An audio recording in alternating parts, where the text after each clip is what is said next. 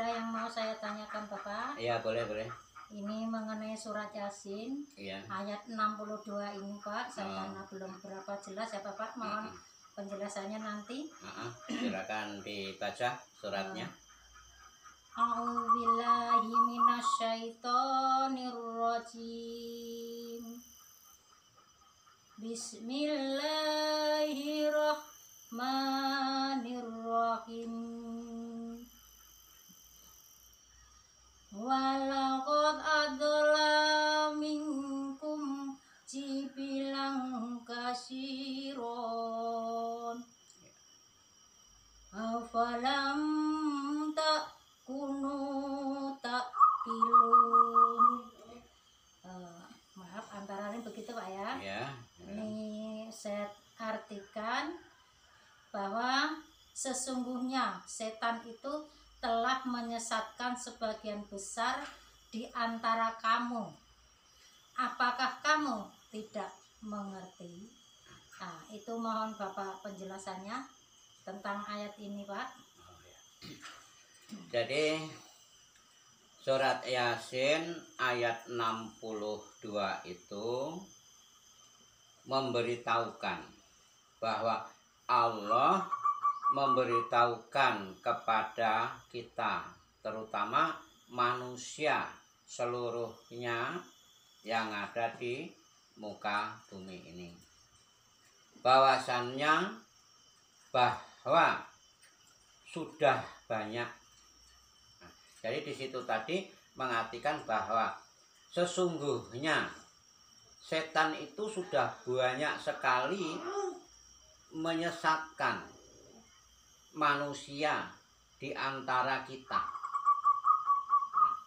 Ini mengingatkan pada kita bahwa Allah itu sudah memberitahukan pada kita kalau manusia yang ada di muka bumi ini sudah banyak yang tergelincir, tersesatkan oleh setan. Namun apakah kiranya kita ini tidak menyadari akan hal itu? Sebagaimana contoh tanda-tanda orang yang telah tersesatkan oleh setan itu. Yang pertama, sekarang kita lihat di global dunia yang sudah maju ini, di era global teknologi yang sangat luar biasa ini, sudah banyak sekali manusia-manusia yang tersesatkan oleh setan, namun kita tidak menyadari. Contoh, banyaknya terjadi perselingkuhan, baik itu melalui Facebook, melalui WA, yang jelas melalui Android, alat HP. Selingkuh, memajang foto yang tidak menutup aurat. Ini bagi wanita maupun laki-laki ini, tidak menutup aurat, dipajangkan sebagai profilnya, sebagai statusnya di Facebook itu atau di WA. Nah, ini sudah termasuk satu langkah bahwa mereka sudah tergelincir oleh setan, karena perbuatan itu termasuk perbuatan mengikuti daripada langkah-langkah setan tadi. Membuka aurat itu termasuk larangan Allah. Nah, terus banyaknya yang mana di situ mulai zaman sekarang itu agama mung gariarane. Semua orang itu mengakui dirinya itu punya agama, akan tetapi cuma pengakuannya, tapi akhlak budi pekertinya, perilakunya, tutur katanya ini tidak sesuai dengan ajaran agama. Para ulamanya sudah hilang kewibawaannya karena lepas dari koridor tugasnya. ulama adalah pewaris para nabi, sebagai penyambung lidah dalam menyampaikan ayat-ayat Allah, sunah-sunah Nabi. Akan tetapi karena tergelincir, karena tersesat oleh adanya setan itu tadi, tidak lagi menyampaikan ayat-ayat Allah atau Al-Quran itu, dan tidak lagi menyampaikan sunah-sunahnya, malah justru saling olok-mengolok, saling menghujat, saling menfitnah, saling menghasut, saling menuduh. Di sini maka hilang kewibawaan seorang ulama tadi karena tidak sesuai. Padahal di situ jelas innamal bu'istu liutamima makarimal akhlak, bahwa sesungguhnya Nabi Muhammad itu diutus oleh Allah untuk memperbaiki budi pekerti serta akhlak yang mulia.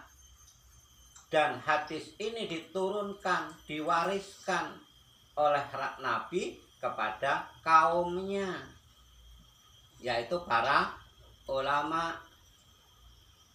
Nah, maka ulama itulah untuk memperbaiki akhlak budi pekerti kaum jamaahnya yang di era dunia sekarang ini. Akan tetapi kebalik, justru malah saling hujat, saling hasut, saling olok-mengolok bila ada yang menyampaikan ayat-ayat Allah. Hal yang seperti ini sudah termasuk salah satu bahwa mereka telah disesatkan oleh setan namun tidak mengerti, tidak sadar, tidak merasa dirinya bahwa sudah tersesatkan oleh setan tadi. Ini ayat ini tadi. Yang kemudian korupsi, para koruptor,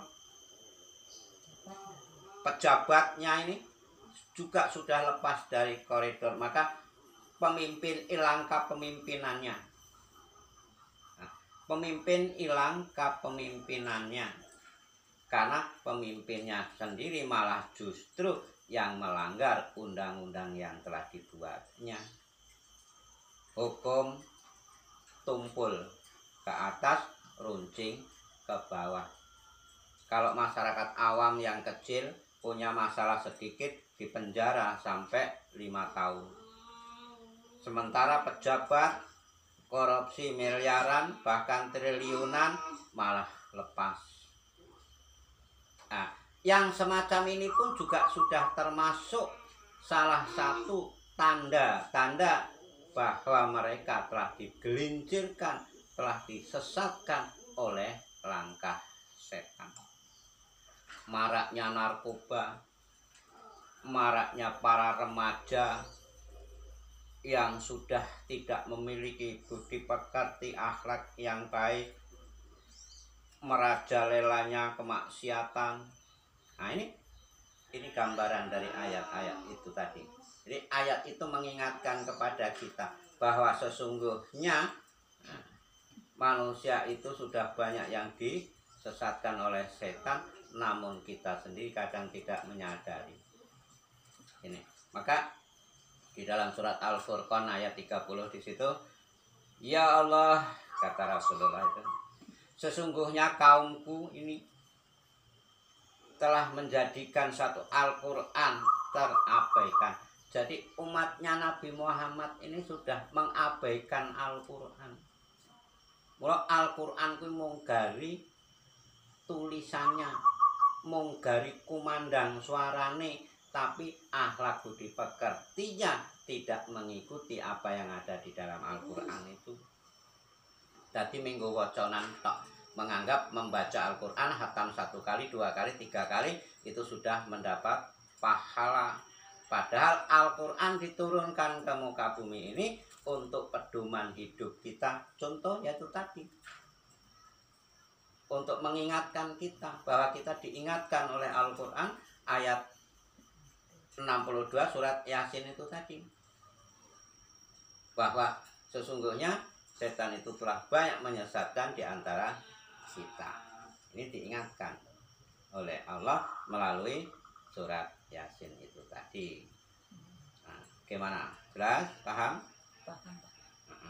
Nah, kalau memang sudah jelas, paham, artinya jelas sekali bahwa surat Yasin itu wajib kita baca, kemudian kita pelajari. Setelah kita pelajari, kita pahami. Setelah paham, barulah kita amalkan, kita ikuti apa yang diperintahkan dalam Al-Quran itu. Ayat yang kita baca itu kita ikuti. Contoh, coba kamu baca lagi tadi itu. Nah, walaqad adalla minkum jibilan kasiron, Iya. afalam takunu takilun. Nah, di situ. Jadi sungguh bahwa syaitan itu telah menyesatkan sebagian besar dari antara kamu. Nah, dengan adanya ini berarti kita harus cepat astagfirullah, ya Allah, saya jangan sampai ikut-ikutan mereka yang telah disesatkan oleh setan. Nah, jadi hikmahnya kita membaca surat Yasin itu yang tadinya nggak tahu jadi tahu, setelah tahu barulah kita bisa mengamalkannya. Oh, berarti kalau kita menghujat itu termasuk langkah setan. Oh, kalau kita berakhlak buruk, tidak menutup aurat, ini termasuk telah disesatkan setan. Maka tinggalkan semua perkara yang ada hubungannya dengan langkah-langkah setan itu, baru insya Allah mudah-mudahan kita dalam membaca surat Yasin itu mendapat pahala di sisi Allah karena kita bisa mengamalkan dalam kesehari-hariannya. Ini yang aku sampaikan. Bagaimana? Sudah jelas? Jelas Bapak, terima kasih. Sudah panjang lebar sekali memberi wawasan, pemahaman, makna dan tujuan daripada surat Yasin itu sendiri, yang akhirnya surat Yasin itu aslinya hanya sebagai petunjuk dan pedoman yang harus kita amalkan, kita baca, kemudian kita amalkan gitu Pak ya, Ya, betul. dalam kehidupan sehari-hari. Terima kasih Pak.